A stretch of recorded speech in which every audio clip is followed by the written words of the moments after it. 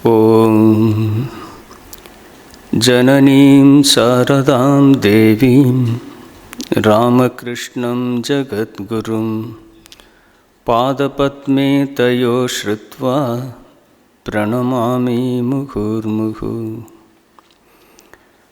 அருள் தரும் உன் விழிகள், அமுதமே உன் மொழிகள், கருணைதான் உன் வழிகள், கலைந்திடும் வரும் பழிகள். ஜெயராம் கிருஷ்ண. எல்லாருக்கும் நமஸ்காரம். எல்லோரும் நல்லா இருக்கீங்களா? நமது கடந்த வகுப்பு ரொம்ப நாள் ஆச்சு. இந்த கடந்த வகுப்பில் நம்ம இந்த பிரம்மச்சாரி அசோக் கிருஷ்ணான்னு சொல்லி அன்னையின் சீரருடைய நினைவு குறிப்பிலிருந்து சில விஷயங்களை நம்ம பார்த்துருந்தோம். அது ஒரு முறை நம்ம அதை பார்ப்போம், தொடர்ந்து அதை படிப்போம். நமக்கெல்லாம் தெரியும், அம்மாவுடைய சீடர்கள் பல பேர் அம்மாக்கிட்ட தீட்சை பெற்று எல்லார் வாழ்க்கையில் வாழ்ந்தவங்க ஏராளமான இருக்காங்க. நிறைய பேர் அந்த மாதிரி. ஒரு சில குறிப்பிட்ட மக்கள் அம்மாக்கிட்ட தீட்சை வாங்கும்போதே அவங்களுடைய எண்ணத்தை சொல்லுவாங்க. இந்த இல்லறம் வேண்டாம், நான் இந்த ஆன்மீகத்தில் குருதேவர் பாதையில் அந்த வழியில் போகணும்னு சொல்லி கேட்கும்போதெல்லாம் அம்மா அது நல்லா என்கரேஜ் பண்ணி சொல்லுவாங்க. அந்த வகையில் இந்த பிரம்மச்சாரியும் மடத்துக்கு சேர்றதுக்கு முன்னால் அம்மாக்கிட்ட கேட்குறாரு. அந்த நேரத்தில் அம்மாவுக்கு கொஞ்சம் உடம்பு சரியில்லாமல், கடைசி காலம் கிட்டத்தட்ட 1919 பிகினிங்கில் நினைக்கிறேன். அம்மா 20 காலம் எழுதுறாங்க. அம்மாவுக்கு அடிக்கடி உடம்பு சரியில்லாமல் ஆகும். அந்த நேரத்தில் ஒரு நாள் அம்மாக்கிட்ட பார்க்குறாரு. அம்மாக்கிட்ட சொல்கிறாரு, அம்மா, உங்கள் உடல்நிலை மிகவும் மோசமாக உள்ளது. நீங்கள் இவ்வளவு பலவீனமாக இதற்கு முன்பு நான் உங்களை கண்டதில்லை அப்படின்னு அவர் ரொம்ப வருத்தத்தோடு சொல்கிறாரு. அப்போ அம்மா சில வார்த்தைகள் சொல்கிறாங்க. மகனே, உடம்பு ரொம்ப முடியாமல் தான் இருக்குது. நான் என்ன செய்யணும், இந்த உடம்பின் மூலம் என்னென்ன செய்யணும்னு குருதேவர் விரும்பி இருந்தாரோ அதெல்லாம் முடிஞ்சிடுச்சின்னு நினைக்கிறேன். ஸோ இந்த உடல் இனி அது வேண்டான்னு அவர் நினைக்கிறாரோ நம்ம தெரியல. எனக்கு இந்த உடல் மீதும் பற்று குறையுது. நான் யார் மீதும் ரொம்ப ஒரு அளவு கடந்த பற்றோடு இருந்தானோ அதுவும் கூட எனக்கு குறையுது. எப்போதுமே மனம் இறைவனையே நாடி இருக்கிறது. நான் ரொம்ப கஷ்டப்பட்டு தான் அந்த மனதை கீழே அடக்கி கொண்டு வர வேண்டியிருக்கு அப்படின்னு அவங்க அம்மா சொல்கிறாங்க. அப்புறம் அம்மா அவரை பற்றி கேட்குறாங்க. இந்த பாரு, உன்னை பற்றி இன்றைக்கி சில விஷயங்களை இன்னொரு பிரம்மச்சாரிகிட்டெல்லாம் நான் விசாரித்து கேட்டேன் அப்படிங்கிறாங்க. அவர் சொல்கிறார், ஆமாம்மா, ரீசண்டாக எங்கள் அப்பா தவறிட்டார். அந்த பிரம்மச்சாரியோட அப்பா கொஞ்ச நாளுக்கு முன்னால் தான் தவறி இருந்தார். அதனால் அம்மா மட்டும்தான் இருக்காங்க. அம்மாவை பார்த்துக்கிட்டு இருக்கிறாரு. ஸோ அதை பற்றி சில பேச்சுக்கள் நடக்கிறது. ஸோ இவனுக்கு ஏற்கனவே இந்த அப்பா போன ஒரு வருத்தம், அந்த இதிலிருந்து அவங்க அம்மா விடுபடலை, அந்த ஒரு கஷ்டத்திலிருந்து அதுவும் அவங்களுக்கு ஒரு வருத்தம். இதெல்லாம் வச்சுட்டு தான் அம்மாக்கிட்ட வரும்போது அம்மாவுடைய உடல் நலமும் ரொம்ப குன்றி, அம்மா இதுக்கு மேலே ரொம்ப நாள் இருக்க போகிறதில்லை அப்படிங்கிற எண்ணம் வரும்போது இவர் ரொம்ப ஒரு வேதனையோடு சொல்கிறாரு. அப்போ அம்மாக்கிட்ட அவன் சொல்கிறாம்மா, நீங்கள் உடலை குருதேவர் எடுத்தாலும் எடுத்துடுவாருன்னு சொல்கிறீங்களே, அதுக்கப்புறம் எங்களுடைய நிலைமை என்ன ஆகும்? இப்போ நீங்கள் உயிரோடு இருக்கும்போது ஒவ்வொரு கட்டத்துலேயும் நம்ம ஒன்றும் நேரடியாக உன்னை பார்த்துடுறோம், இல்லை உனக்கு ஒரு கடிதம் எழுதியாவது எங்களுக்கு வேணுங்கிற ஒரு ஆறுதலை எங்களுக்கு கிடைச்சிடும். மனசு சஞ்சலப்படும் போதெல்லாம் உங்களிடம் சொன்னால் அதிலிருந்து மீள்வதற்கான வழி கிடைத்துவிடும். நீங்கள் இல்லாவிட்டால் நாங்கள் எங்கு போவோம்? எங்களுக்கு கதியே இல்லையே அப்படின்னு இவர் ரொம்ப ஒரு வேதனையோடு சொல்கிறாரு. ஏற்கனவே அந்த வீட்டில் அந்த ஒரு கஷ்ட நிலை இருந்திருக்கு. செகண்ட், அம்மாவும் ரொம்ப நாள் இருக்க போகிறதில்லைங்கிறத பட்டுப்படாமல் சொல்கிறதுனால இவனுக்கு அந்த மாதிரி ஒரு எண்ணம். அது எல்லாருக்குமே முதல்ல இருந்திருக்கு. குருதேவருடைய மரண தருவாயத்தில் கூட அவர் ஆகஸ்ட்டில் காலமாகிறதுக்கு முன்னால் ஒரு 4-5 மாதத்துக்கு முன்னால் அப்பப்போ சொல்லுவார், காளி அன்னை வந்து இந்த உடல் மூலியமாக என்னென்ன பண்ணணும்னு விரும்பினாலும் அதெல்லாம் நிறைவேறிடுச்சு, இனி காளி விருப்பப்படி தான் ஆகும் அப்படின்னு சொல்லிக்கப்புறம் அப்புறம் அந்த அவருடைய கேன்சரால் கஷ்டப்படுறத பார்க்கும்போது இவங்களுக்கு ரொம்ப கஷ்டமாக இருக்குது. விவேகானந்தர் உட்பட பல பேருக்கு ரொம்ப கஷ்டம். ஏன்னா அவர் தான் எல்லாமே ஆதாரமாக இருந்தார். அவங்களுக்கு எல்லாமே அவங்க தான், குருதேவராக தான் இருந்தார். அப்போது அவங்களுக்கு அதை குருதேவர் இல்லாத ஒரு வாழ்க்கையை நினச்சி கூட பார்க்க முடியல. அந்த அளவுக்கு ஒரு வேதனையில் இருக்கும்போது குருதேவர் அவங்களை ஆறுதல் படுத்தி தேத்தி, அம்மா இருக்காளே அவன் பார்த்துப்பா அப்படின்னு அந்த கருத்துக்கள் அந்த விஷயங்கள் எல்லாத்தையும் அம்மாவுக்கு சொல்லி, இந்த பிள்ளைகளை நீ பார்த்துக்கணும் அப்படின்னு அம்மாக்கிட்டே சொல்கிறாங்க. நம்மெல்லாம் ஏற்கனவே படித்திருப்போம். ஒரு கட்டத்தில் குருதேவர் சொல்கிறாரு, இந்த பாரு, என்னால் முடிஞ்சதெல்லாம் நான் பண்ணியிருக்கேன், இனி இவங்களை எல்லாத்தையும் கரையேற்றுறது உன்னுடைய பொறுப்பு அப்படின்னு சொல்லும்போது அம்மா சொல்கிறாங்க, ஸ்பான்டேனியஸ்லி சொல்கிறாங்க, என்ன சொல்கிறீங்க நீங்கள் ஒரு அவதாரம், நீங்கள் எவ்வளவோ பண்ணிட்டீங்க, நான் ஒரு பெண்மணி, என்னால் என்ன பண்ணிட முடியும் அப்படின்னு கேட்கும்போது, இல்லை, நான் செஞ்சதை விட இன்னும் அதிகமான ஆன்மீகத்தினுடைய கருத்துக்களை நீ தான் இங்கே தரப்போகிற அப்படின்னு குருதேவர் சொல்கிறாரு. அப்போது அம்மா அதுக்கு ஒன்றும் பதில் சொல்லலை. பட் இப்போ அதை பார்க்கும்போது நமக்கு தெரியுது, இந்த குருதேவர் மறைவுக்கப்புறம் இருந்த கஷ்டங்கள் அது எல்லாமே அம்மா இருக்கா அப்படிங்கிற ஒரு எண்ணத்தில் எல்லாமே மறந்து போய் கஷ்டமோ நஷ்டமோ அம்மாக்கிட்ட வந்தால் சரியாயிடும்னு சொல்லி அது எல்லோரும் உணர்ந்திருந்தாங்க. பிரம்மானந்தர் உட்பட சாமிஜி உட்பட எல்லாருமே அது இருந்தாங்க. அப்புறம் சாமிஜி ஒரு மிக்க பலமாகவும் எப்போதுமே இருந்துகிட்டு இருந்தார். சாமிஜியுடைய மரணத்துக்கு அப்புறம் எல்லாம் முழு பொறுப்பும் அம்மாக்கிட்ட வந்துடுச்சு. சாமிஜி 1902 இறந்துட்டார். அம்மா 1920 வரைக்கும் இருந்தாங்க. அந்த சாமிஜி மறைவுக்கு அப்புறம், விவேகானந்தருடைய மறைவுக்கு அப்புறம் கிட்டத்தட்ட 18 ஆண்டுகள் அந்த பொறுப்பை அன்னியார் தான் எடுத்திருந்தாங்க. இந்த ராமகிருஷ்ண மடத்தை ஒரு நல்ல ஒரு நல்ல ஸ்திரமான ஒரு தன்மைக்கு கொண்டு வர்றதுக்கு அம்மாவுடைய பங்கு தான் மிக மிக பெரியதாக இருந்தது. அதை பிற்காலத்தில் நம்ம பார்க்குறோம். குருதேவர் டைம்லேயே ராமகிருஷ்ண மிஷன் ஆரம்பித்தாலும் சாமிஜி அதை 1897 ஒரு அஃபிஷியலாக அதை ஒரு உருவம் கொடுத்து கொண்டு வந்தாலும், அதுக்கப்புறம் அது 1902க்கு அப்புறம் அது எப்படி ஒரு உருவம் எடுத்து அது இன்றைய நிலைமைக்கு எப்படி வந்ததுன்னா முழுக்க முழுக்க அம்மா தான் காரணம். மற்ற சீடர்கள் பிரம்மானந்தர் மற்ற சிவானந்தர் எல்லோரும் இருந்தாலும் அவங்க எல்லோரும் அன்னியனுடைய ஆலோசனை கேட்டு தான் பண்ணியிருந்தாங்க.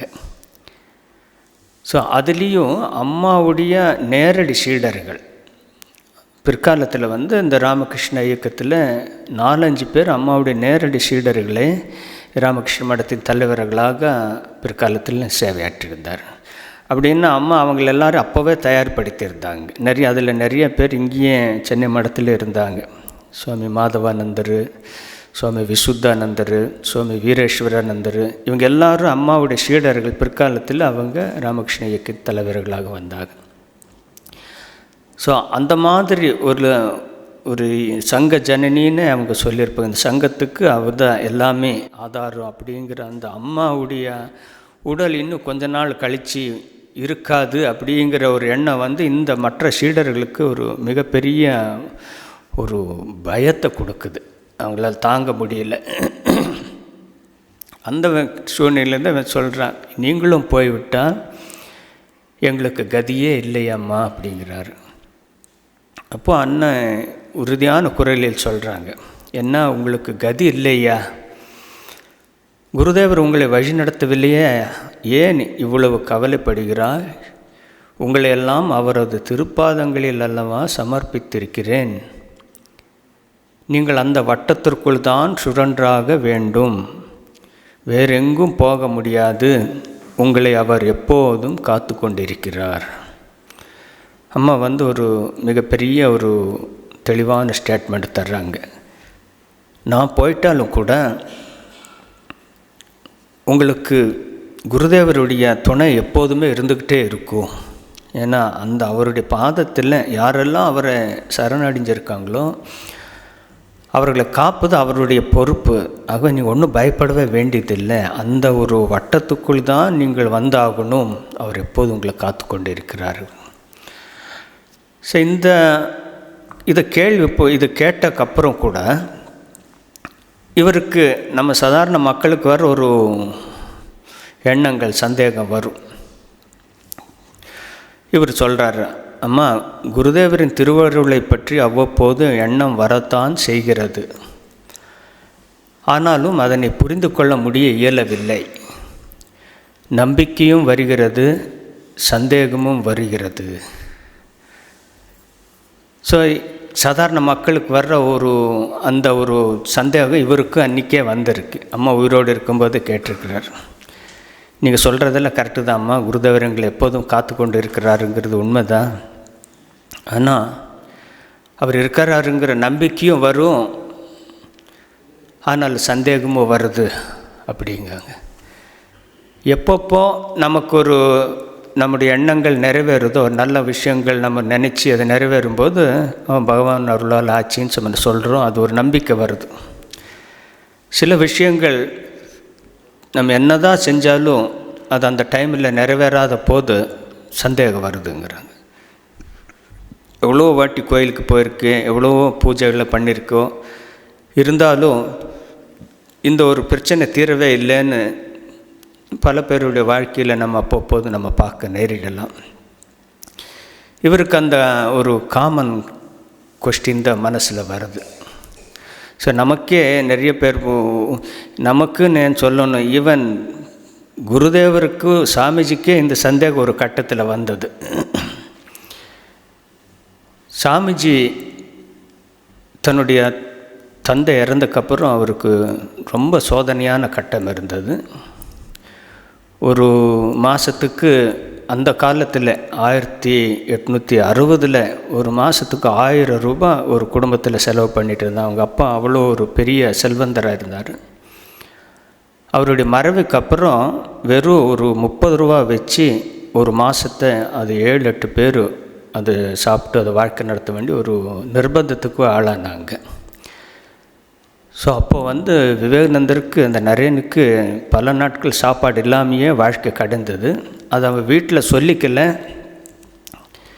ஏன்னா அவன் தங்கச்சி தம்பிகள்லாம் சாப்பிட்டு போக அம்மாவுக்கு இருக்கிறது கொஞ்சம்தான். இவனுக்கு கொடுத்துட்டா அம்மா பட்டினி இருக்கணும். அதனால் இவன் வெளியில் போய் தண்ணி ஏதாவது நீர் அருந்திட்டு வீட்டுக்கு நான் சாப்பிட்டுட்டேன் பொய் சொல்லிவிட்டு அவன் படுத்துடுவான். அந்த மாதிரி நிறைய நாட்கள் அப்படி கடந்து இருக்கின்றன. அந்த மாதிரி ஒரு சூழ்நிலையில் இவர் குருதேவர்கிட்ட உதவி கேட்குறாரு. அப்போது நமக்கு தெரியும், அது காளி அன்னைக்கிட்ட போய் நீ கேளுன்னு சொல்லும்போது இவரால் அந்த உலக பொருளுக்காக ஒன்றும் கேட்க முடியல. அருள் கேட்டு அவர் பிரார்த்தனை செஞ்சு வந்தார். ஆனால் இந்த சூழ்நிலை இப்படியே போயிட்டுருக்கும்போது ஒரு முறை விவேகானந்தர் பாடிட்டுருக்கிறாரு, குருதேவர் இருக்கிறாரு, சீடர்கள் எல்லாம் இருக்கிறாரு. இவர் ரொம்ப உருக்கமாக ஒரு பாட்டு பாடுறாரு. பாட்டி முடித்த உடனே இந்த கூட இருந்த ஒரு பக்தர் சொல்கிறாரு, நரேன் இந்த அளவுக்கு ஒரு உருக்கமாக பிரார்த்தனை செஞ்சு பாடுறாரு, இது காளி அண்ணன் இவருக்கு ஏதோ உதவி பண்ணால் நல்லா இருக்கும் அப்படின்னு சொல்லிவிட்டு அவரே சொல்லுவார், ஆமாம் இவ்வளோ பிரார்த்தனைக்கு அவர் செவிச்சாச்சி உதவி பண்ணுவார் அப்படின்னு அந்த கூட இருக்கிற பக்தர் சொல்லும்போது குருதேவர் அங்கே உட்கார்ந்துருக்கிறாரு. அவரே ரொம்ப வருத்தமாக சொல்கிறார், எங்கே அம்மா பிரார்த்தனை, இவனோட பிரார்த்தனை இன்னும் நிறைவேற்றவே இல்லை, அம்மாவுக்கு என்ன வருத்தமாக தெரியல அப்படின்னு குருதேவரே அங்கே சொல்கிறாரு. அப்போ அவருக்கே ஒரு கட்டத்தில் அம்மா ஏன் இன்னும் இந்த கோரிக்கை நிறைவேற்றலைங்கிற ஒரு எண்ணம் வந்து இருந்தது. அதே போல் சாமிஜி சொல்கிறார், குருதேவர் ஒரு முறை, இந்த பாரு, நீ அம்மாவை முழுசாக சரணடையும் போது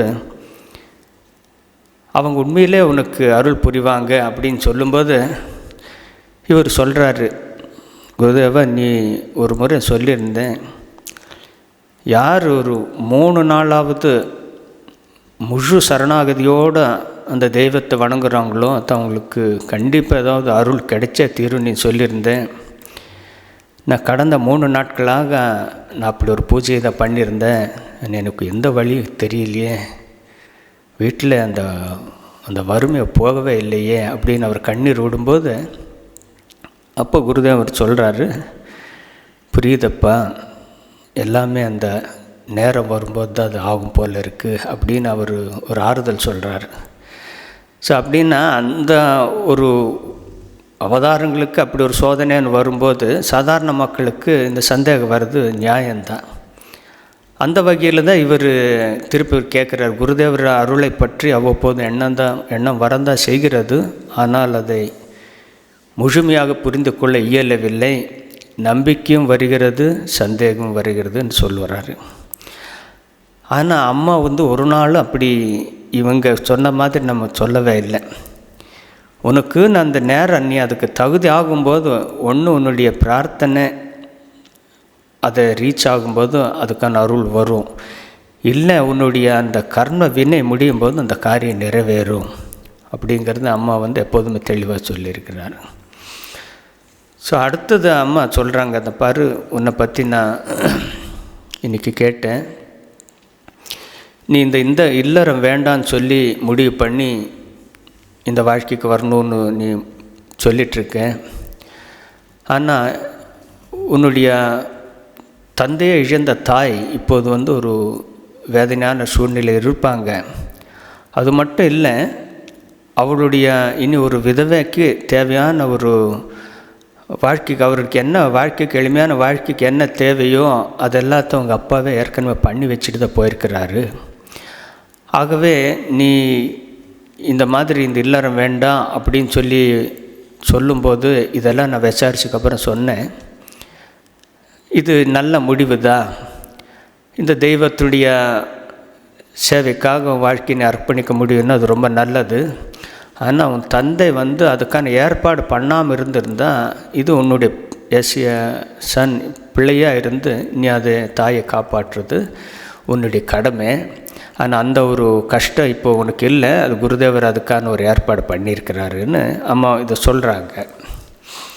அப்புறம் சொல்லிவிட்டு, இந்த பாரு, தாய்க்கு சேவை பண்ணுறே அப்படின்னு சொல்லி நீ ரொம்ப பணம் சம்பாதிச்சு எல்லாம் ஏற்பாடெல்லாம் பண்ணுறேங்கிறதெல்லாம் நினைக்க வேண்டாம். அவளுடைய எளிமையான வாழ்க்கைக்கு என்ன தேவையோ அதை மட்டும் நீ பண்ணால் போதும்.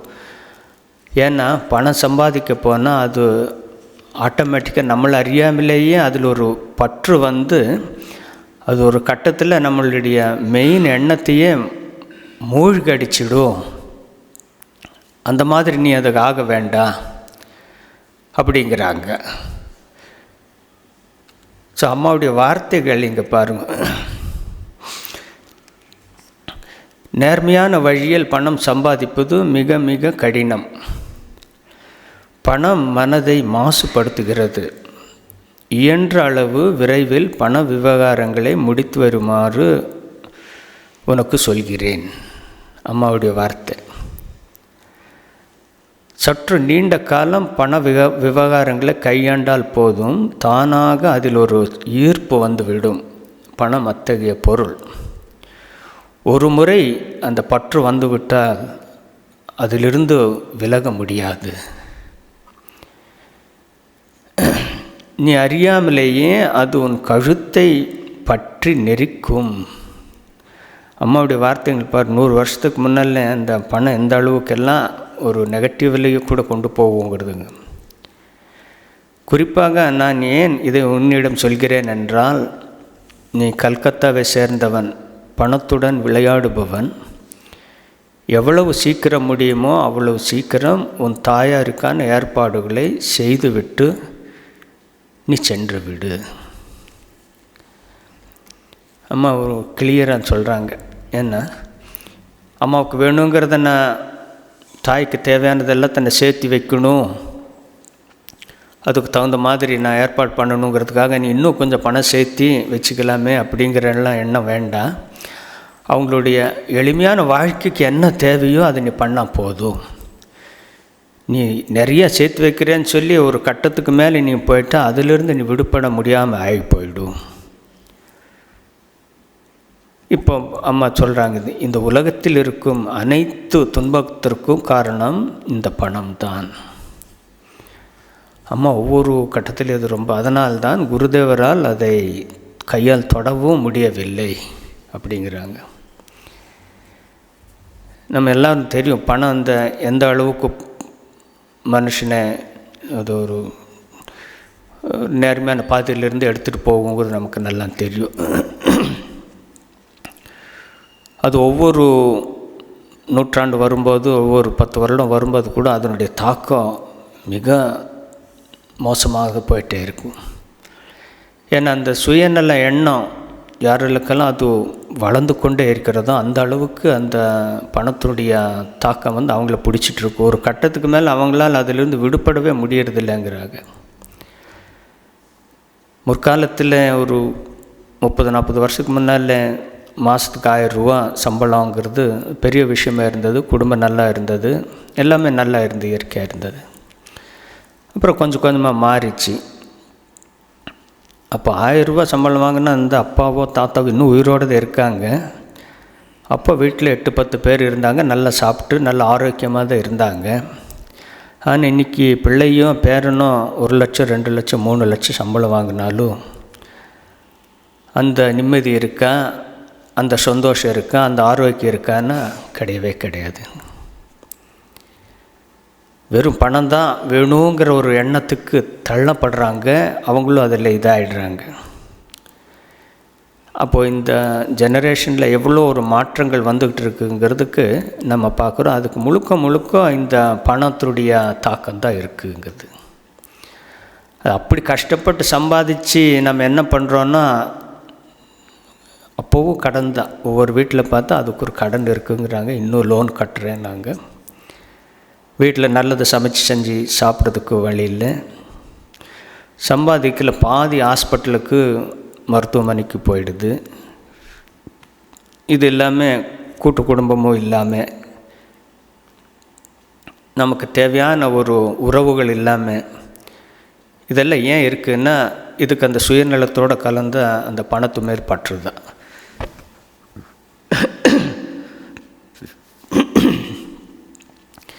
அதனால் அம்மா இவங்களுக்கு தெளிவாக சொல்கிறாங்க, இந்த பாரு, உன்னுடைய தாயாருக்கு தேவையானது மட்டும் நீ செஞ்சுட்டு உடனே நீ விலகி விடு, அப்புறம் நீ தேர்ந்தெடுத்த பாதையில் நீ போன்னு சொல்லி அம்மா பணத்துடைய தாக்கம் எந்த அளவுக்கு போகுங்கிறத சொல்கிறாங்க.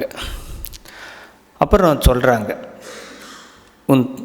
நீ உன்னுடைய தாய் கடைசி காலத்தில் அந்த போகும் வழிக்கு புண்ணியம் தேட உன் தாய்க்கு உன்னால் உதவ முடியுமானால் அப்போது நீ ஒரு மகனின் கடமையை உண்மையில் செய்தவன் ஆவாய். அது அந்த ஒரு சூழ்நிலை வரும்போது அம்மா ஏதாவது தந்தை இழந்து இப்போ இருக்கிற நேரத்தில் அவங்களுக்கு ஆறுதலுக்காக ஏதோ ஒரு கோயிலுக்கோ ஏதோ யாத்திரை போகணுன்னா அதை நீ பண்ணு, அதையும் நீ முடிச்சுட்டு நீ வா அப்படின்னு சொல்கிறாங்க. விவேகானந்தர் பிற்காலத்திலேயே கூட மடத்தெல்லாம் ஸ்தாபனை பண்ணக்கப்புறம் கூட தன்னுடைய தாயை அந்த தீர்த்த தலங்களுக்கெல்லாம் கூப்பிட்டு போனாங்க. ஸோ ரொம்ப அந்த அம்மாவுக்கு ரொம்ப சந்தோஷம். அப்புறம் அன்ஃபார்ச்சுனேட்லி என்னாச்சுன்னா அந்த தாய் ரொம்ப நாள் வாழ்ந்தாங்க, விவேகானந்தர் சீக்கிரமாக மரணம் ஆயிட்டார். அந்த வேதனையை அவங்களால தாங்க முடியல. அப்புறம் அந்த வேலூர் மடம் அந்த அம்மாவுக்கு ஒரு ஆறுதல் சொல்லி அவங்களுக்கு சப்போர்ட் பண்ணிகிட்டு இருந்தாங்க. அது ஒரு தாயுடைய தியாகம், அந்த அளவுக்கு ஒரு தியாகத்தில் இருந்தது. அது மாதிரி ஒவ்வொரு மக்களும் அதுக்குன்னு ஒரு கடமையாக இருக்கும்போது அம்மா அந்த கடமையை முடிச்சுட்டு நீ வா அப்படிங்கிறத தெளிவாக சொல்கிறாங்க. யாருக்கு அப்படி ஒரு சூழ்நிலை இல்லையோ அது சீக்கிரமாக நீ அதை முடிச்சுட்டு நீ வந்துடு அப்படின்னு சொல்கிறாங்க. அம்மாவுடைய பல சீடர்கள் வீட்டில் யாரோ பெற்றோரை கவனிக்கிறதுக்கு ஒரு ஆல்டர்னேட்டிவ் அரேஞ்ச்மெண்ட் இருக்குதுன்னு சொல்லும்போது நீ இன்னும் அதை தாமதப்படுத்த வேண்டாம், என்னை இன்னும் நீ எவ்வளோ தாமதப்படுத்துகிறோ அந்த அளவுக்கு அதனுடைய உலக இது உனக்கு ஒரு இதாகி போயிடும். அதுக்கப்புறம் அதிலிருந்து விடுபட்டு வர்றதுக்கு ரொம்ப கஷ்டம். நீ சீக்கிரமாக பண்ணுன்னு சொல்லி அம்மா என்கரேஜ் பண்ணிகிட்டே இருப்பாங்க. ஸோ அந்த வகையில் இவருக்கு சொல்கிறாருன்னு, இந்த தாய்க்கு நீ புண்ணியம் தேட நீ உதவ முடிஞ்சால் அது ஒரு பெரிய இதாகும். அப்புறம் அந்த சொல்கிறாரு, உங்கள் அம்மா ஒரு முறை இங்கே அழைத்து வான்னு சொல்லி. அது வரைக்கும் அந்த அம்மாவை அவள் கூட்டு வரல. அம்மா கொஞ்சம் தள்ளி ஒரு கிராமத்தில் இருப்பான் சொல்லி அவர் வந்தால் நானும் அவங்ககிட்ட சில வார்த்தைகளை பேசுகிறேன்னு அம்மா இவருக்கு ஆறுதல் சொல்கிறாரு. ஸோ அதுக்கப்புறம் இவர் சொல்கிறார், அம்மா நீங்கள் இப்படியெல்லாம் பேசுவதை கேட்க எனக்கு கஷ்டமாக இருக்கிறது. இதெல்லாம் ஒரு கடைசி கட்டத்தில் அம்மா ஒரு விஷயத்தை, இனி உங்கள் அம்மா ஒரு ஓட்டு கூட்டுவா, நான் அதுக்கு மேலே நான் சீக்கிரம் கூட்டுட்டு வா அப்படின்னு சொல்கிறாங்க. ஏன்னா குருதேவர் எத்தனை நாள் இந்த உடம்பை வச்சுருப்பாரும் தெரியல, அதனால் நீ கொஞ்சம் சீக்கிரம் கூட்டுவான்னு சொல்லி இவனுக்கு சொல்லும்போது இவனுக்கு கஷ்டமாக இருக்கும். அம்மா நீ இப்படியெல்லாம் சொல்கிறது பார்த்தா எனக்கு ரொம்ப வருத்தமாக இருக்குது அப்படின்னு. அப்போ அம்மா சொல்கிறாங்க, உடம்பு இருப்பதும் எல்லாம் போவதும் என் கையில் இல்லை, அது குருதேவருடைய விருப்பம்.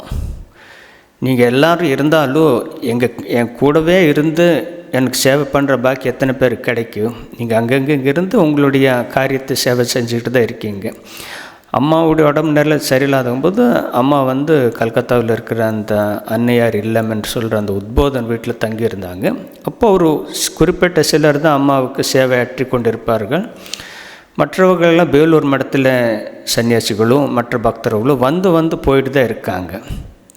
ஆகவே அம்மா சொல்கிறாங்க, நீங்கள் என் கூடவே எப்போதும் இருப்பீங்களே, என்ன உங்களால் முடியும் போது வந்துட்டு போகிறீங்க, ஆனால் இந்த உடம்பு இருப்பது இல்லாமல் போகிறது அது குருதேவர் கையில் தான் இருக்குது. அதனால் என்ன இருக்கிற வரைக்கும் என்னால் முடிஞ்சால் ஒரு ஆறுதலை நான் மக்களுக்கு கொடுத்துக்கிட்டே இருக்கேன், நீ உங்கள் அம்மாவை கூட்டுட்டு வா அப்படின்னு சொல்கிறாங்க. அப்புறம் அம்மா சொல்கிறாங்க, குருதேவர் ஒருவேளை இந்த உடம்பை விலக்கி விட்டால் என்று வைத்துக்கொள், அப்போதும் எனக்கு ஓய்வு கிடைக்கும் என்றா நினைக்கிறாய்? நான் யாருடைய பொறுப்பை ஏற்றிருக்கிறேனோ அவர்களில் ஒருவர் எஞ்சியிருந்தாலும் கூட எனக்கு ஓய்வு கிடையாது. நான் அவர்களுடன் இருக்க வேண்டும், அவர்களை பொறுப்பை நான் ஏற்றிருக்கிறேன் அல்லவா? இதெல்லாம் நமக்கு ஒரு மனசுக்கு ஒரு ஆறுதல் தர்ற விஷயங்கள். இவ்வளோ சொல்லிவிட்டு அம்மா சொல்கிறாங்க, யாரெல்லாம் என்கிட்ட ஒரு தீட்சை வாங்கியிருந்தாலும் இல்லை குருதேவரை சரண் அடைஞ்சிருந்தாலும் அவர்கள் எல்லாருமே இந்த பந்தத்திலிருந்து கரையேற வரைக்கும் எனக்கு ஓய்வு கிடையாது. அம்மா சொல்கிறாங்க பாரு ஆறுதல், எனக்கு ஓய்வே கிடையாது, நான் அவர்களுடன் இருக்க வேண்டும், அவர்களின் பொறுப்பை நான் ஏற்றிருக்கிறேன் அல்லவா? ஸோ அப்படின்னா குருதேவர் சொன்ன மாதிரி உண்மையிலேயே நம்ம இறைவனை சரண் அடையும் போது நம்ம பாரத்தை அவங்க சுமந்துடுவாங்க. அது நமக்கு எல்லா நேரத்திலும் தெரியலைனாலும் சில நேரத்தில் அதனுடைய ஒரு தாக்கமோ அதனுடைய ஒரு விஷயமோ நமக்கு மனசில் புலப்படும். ஸோ அம்மா அது இன்னும் தெளிவாக சொல்கிறாங்க பாருங்கள், யாராவது ஒருத்தர் கூட பாக்கி இருந்தாலும் கூட எனக்கு ஓய்வே கிடையாதுங்கிறாங்க. அடுத்த லைனில் சொல்கிறாங்க, மந்திர தீட்சை தருவது வெறும் பிள்ளை விளையாட்டா என்ன? தோளில் எவ்வளவு பெரிய பாரத்தை சுமக்க வேண்டியுள்ளது, அவர்களுக்காக எவ்வளவு கஷ்டப்பட வேண்டியுள்ளது. அம்மா சொல்கிறாங்க, நமது நிறைய பேர் குருமார்கிட்ட தீட்சை பெற்றிருப்போம். ஸோ அந்த தீட்சைங்கிறது அது வெறும் ஒரு சாதாரண இது கிடையாது. அது எவ்வளோ பெரிய பாரத்தை நம்முடைய ஆன்மீக நம்முடைய இந்த இகப்பர இது எல்லாத்தையும் அந்த குரு ஏற்றுக்கொள்கிறாருங்கிற அந்த பொறுப்பை ஏற்றுக்கொள்கிறாருங்கிறதுக்கு அம்மா சொல்கிறாங்க. எவ்வளோ பெரிய பாரத்தை நான் சுமக்க வேண்டியுள்ளது, அவர்களுக்காக எவ்வளோ கஷ்டப்பட வேண்டியுள்ளது.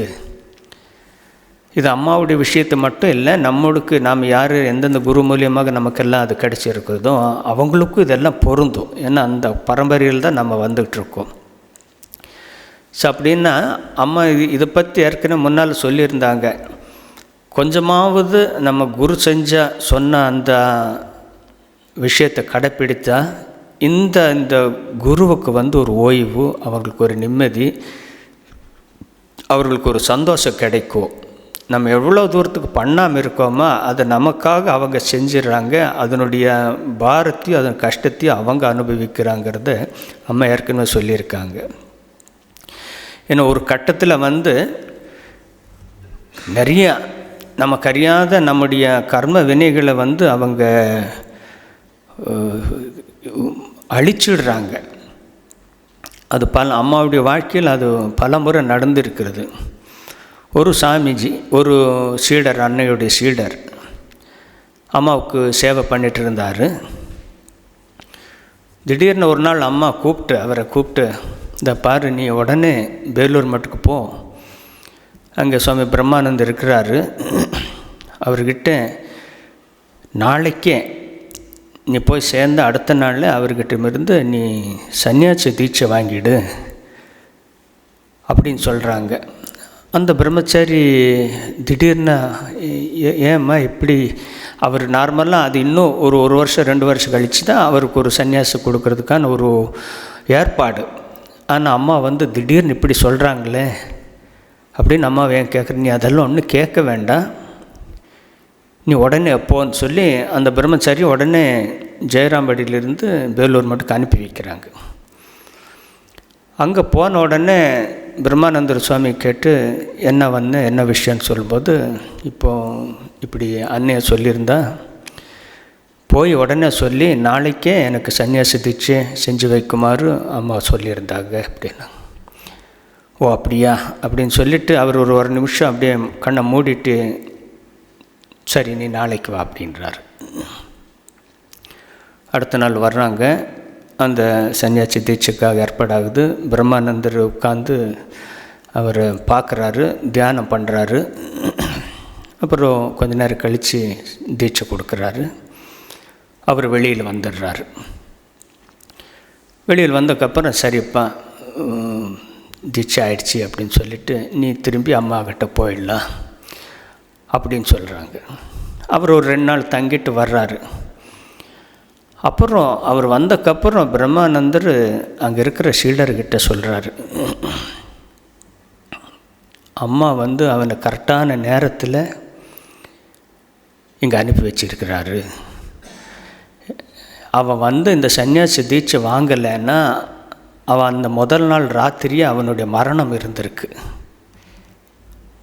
ஸோ இந்த சன்னியாசி தீட்சை வாங்கிறதுனால அந்த புது வாழ்க்கை அவனுக்கு கிடச்சி அவன் உயிர் பொழைச்சிட்டான்.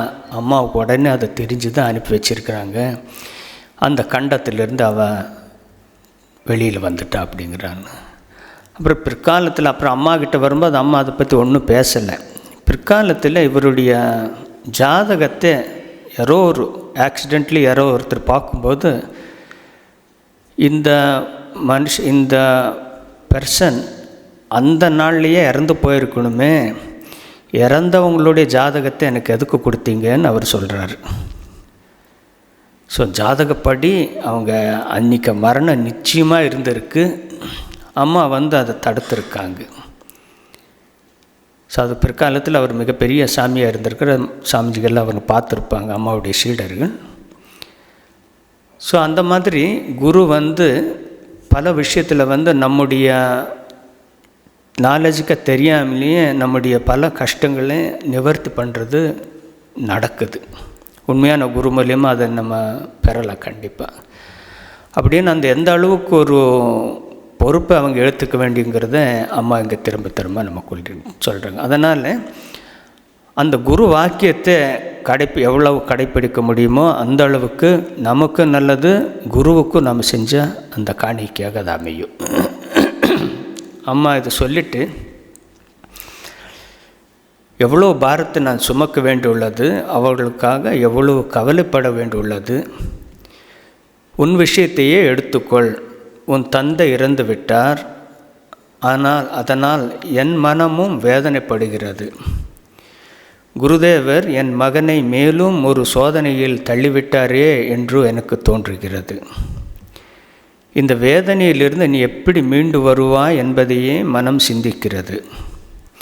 அதனால் தான் உன்னிடம் இவ்வளவு பேசினேன். ஸோ இதை சொல்லிவிட்டு அம்மா சொல்கிறாங்க, உங்களால் எல்லாவற்றையும் புரிந்து கொள்ள முடியுமா என்ன? அப்படி புரிந்து கொண்டிருந்தால் என் கவலை எவ்வளவோ குறைந்திருக்கும் அம்மா சொல்கிறாங்க. ஸோ இந்த ஸ்டேட்மெண்ட் வந்து நமக்கு ரொம்ப கிளியராக தெரியுது. அம்மா வந்து ஒரு குருமார்கள் மூலியமாக இந்த சீடர்களுடைய பொறுப்பை, எவ்வளோ பெரிய பொறுப்புகளை அந்த குருமார்களை ஏற்றுக்கொண்டு அவங்களுக்காக அவ்வளோ கஷ்டப்படுறாங்கிறத அம்மா இங்கே தெளிவாக சொல்லியிருக்கிறாங்க. ஸோ கடைசியாக சொல்கிறாங்க அம்மா, இவர் மறுபடியும் கொஞ்சம் கேட்குறாரு, அம்மா இருந்தாலும் நீ போனக்கப்புறம் எங்களுடைய நிலைமை என்ன ஆகிடும் அப்படின்னு மறுபடியும் அவன் போகிறதுக்கு முன்னால் கேட்குறாரு. நீ ஏன் அப்படி சொல்கிற? எல்லோரும் இருக்காங்களே, ராக்கால் இருக்கார், தாரக் இருக்கார், அதெல்லாம் பிரம்மானந்தர், சிவானந்தர் இவங்க எல்லாம் இருக்காங்க, சாரதானந்தர் இருக்கிறாரு. அவங்களெல்லாம் என்ன சாதாரண மக்களாக என்ன? அவர்களெல்லாம் குருதேவரே அவர்களை கொண்டு வந்திருக்கிறாங்க. அவர்களுடைய வழிகாட்டுதல் படி நீ இருந்தாலே போதும். ஜப தியானத்தில் நீ எப்போதும் இருக்க முயற்சி செய், சத்சங்கத்தில் இரு, எந்த காரணத்தினாலும் அகங்காரம் தலை தூக்க விடாதே சொல்கிறாங்க. நீ என்ன பண்ணாலும் பண்ணு, ஜப தினத்துல எல்லாம் பண்ணு, பட் அதுக்கு மேலே எந்த சூழ்நிலையிலும் எந்த ஒரு அகங்காரமும் உனக்கு வந்துடாமல் நீ அதை பார்த்துக்கணுன்னு அம்மா வந்து இந்த ஆன்மீக வாழ்க்கைக்கே உரிய சில விஷயங்களை அம்மா ஒரு 4 வார்த்தையில் சொல்கிறாங்க. சொல்லிவிட்டு அந்த சாரதானந்தர் பற்றியெல்லாம் சொல்லுவாங்க. பார் அந்த சரத்தை பார், எவ்வளோ வேலை செய்கிறான், எவ்வளவு பிரச்சனைகளை மௌனமாக சமாளிக்கிறான். சுவாமி சாரதானந்தர் வந்து அம்மாவுடைய வாயில் காவலம் போல் இருப்பாங்க. உத்பதன் வீட்டை அம்மாவுக்காக கட்டுறாரு, அம்மாவுக்கு வேணுங்கிற எல்லா பணிவிடையும் செய்கிறாரு. கடைசி வரைக்கும் அம்மாவை வந்து சாரதானந்தர் வந்து அந்த இல்லாத இடத்துல அம்மா இருக்கவே மாட்டாங்க. சாரதானந்தர் வந்து இந்த மடத்துடைய பொது செயலாளராக இருந்தார். எவ்வளவோ அலுவல்கள், அதுக்கு நடுவில் அம்மாவுக்கு அவ்வளோ பொறுப்பாக சேவை செஞ்சார். அவர் ஒரு நாள் வெளியில் போகணுங்கிற இருந்தாலும், வேறு ஏதோ பிரான்ச்சுக்கு போகணும், ஒரு வேலை விஷயம் போகணுன்னு அம்மா சொல்லுவாங்க, நீ இல்லாமல் நான் என்னால் இங்கே இருக்க முடியாது, என்னுடைய பாரத்தை சுமக்கிறதுக்கு உனக்கு தான் முடியும் அப்படின்னு அந்த அளவுக்கு அம்மா வந்து அவனை டிபெண்ட் பண்ணியிருந்தாங்க.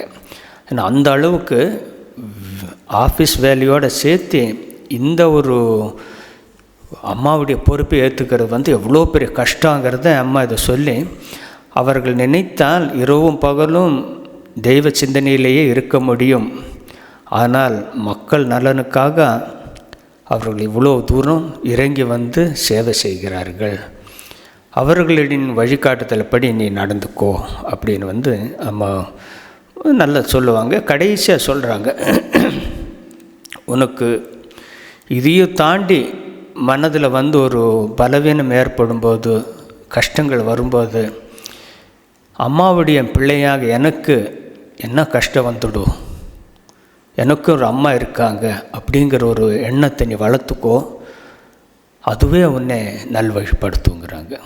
அம்மா வந்து கடைசியாக அம்மாவுடைய வார்த்தை ஏதாவது இருந்தது, எப்போது துன்பம் வருதோ உனக்குள்ளேயே நீ சொல்லிக்கோ, எனக்குன்னு ஒரு அம்மா இருக்காங்க அப்படின்னு நீ நினச்சிக்கோ, மீதியை நான் அந்த பொறுப்பை பார்த்துக்கிறேன் அப்படிங்கிறாங்க. ஸோ அம்மாவுடைய அந்த ஒரு ஆறுதல் மொழி வந்து மிகப்பெரிய பலத்தை கொடுக்கறது. அம்மாவுடைய கடைசி இது அதுதான். முடிஞ்ச வரைக்கும் யாருடைய குற்றத்தையும் நீ பார்க்காத, உன்னுடைய குற்றத்தை நீ நிவர்த்தி செஞ்சு கொண்டு, எனக்கு ஒரு அம்மா இருக்காங்க, எனக்கு வழிகாட்டுறதுக்கு ஒருத்தர் இருக்காங்கங்கிற எண்ணம் நீ இருந்தால் அதுவே உனக்கு போதும். அந்த எண்ணமே என் சிந்தனையில் ஒன்று ஆழ்த்தி விடும். நீ அப்படியே இரு, நீ எந்த சூழ்நிலையும் நீ பயப்பட வேண்டாம், என்னுடைய உடம்பு இருக்கிறது இல்லாத பற்றி கூட நீ ஒன்றும் ஒரி பண்ணிக்க வேண்டாம்னு அம்மா மிக தெளிவாக சொல்லியிருக்கிறாரு. இதெல்லாம் கேட்டதுக்கப்புறம் அவனுக்கு ஒரு மிகப்பெரிய தெளிய வருது. சரியம்மான்னு சொல்லி அவர் சந்தோஷமாக போகிறாரு. ஆரம்பத்தில் வந்து ரொம்ப கஷ்டம், அப்பா இறந்த கஷ்டம், வீட்டு விட்டு வெளியே வர முடியல, அம்மா விதவியாக இருக்கிறாங்க, அந்த சூழ்நிலை கஷ்டம், இதெல்லாத்துல வந்து தான் அம்மாக்கிட்ட வந்து விஷயத்தெல்லாம் கொட்டுறாரு. கடைசி அம்மா எல்லாமே தெளிவாக சொன்னக்கப்புறம் சந்தோஷமாக போகிறாரு. எப்படி பகவத்கீதையில் அர்ஜுனன் எதுவுமே நான் பண்ண மாட்டேன், இவ்வளோ கஷ்டத்துக்கு நடுவில் இத்தனை பேரை கொன்று என்னால் இந்த ஆட்சியை பற்றி எல்லாம் வேண்டாம் அப்படின்னு எப்படி விடும்போது கிருஷ்ணர் அவர் அவ்வளோ சொல்லி கடைசியாக நீ என்ன சொல்கிற நான் கேட்குறேன்னு சொன்னார். கிருஷ்ணர் சொன்னபடி அவர் பண்ணார். ஸோ அந்த முழு சரணாகதி வந்துடுச்சு. அதே போல் அம்மா இவருக்கு ஒரு ஆறுதலை கொடுத்து அவர் மனத்தை தைரியம் படுத்தி அனுப்பினார். அந்த ஒரு தாய் நமக்கு எல்லாருக்குமே தாய் தான். எப்பெல்லாம் நமக்குன்னு ஒரு சூழ்நிலையில் அப்படி ஒரு கஷ்டம் வந்தாலும் நமக்குன்னு ஒரு அம்மா இருக்காங்க, நம்மளை பார்த்துப்பாங்க அப்படிங்கிற ஒரு திடமான நம்பிக்கையோடு நம்ம இருக்கும்போது நிச்சயமாக அவங்களுடைய அருள் நமக்கு கிடைக்கும். அந்த தெய்வ திருமூவல் நம்முடைய ஆன்மீக வாழ்க்கைக்கு எப்போதும் துணை இருந்து நம்மளை வழி நடத்த வேண்டும் என்று பிரார்த்தனை செய்கிறோம். மீண்டும் சந்திப்போம். ஓம் சாந்தி சாந்தி சாந்தி. ஹரி ஓம் தத்சத். ஸ்ரீராமகிருஷ்ணார்ப்பணமஸ்து.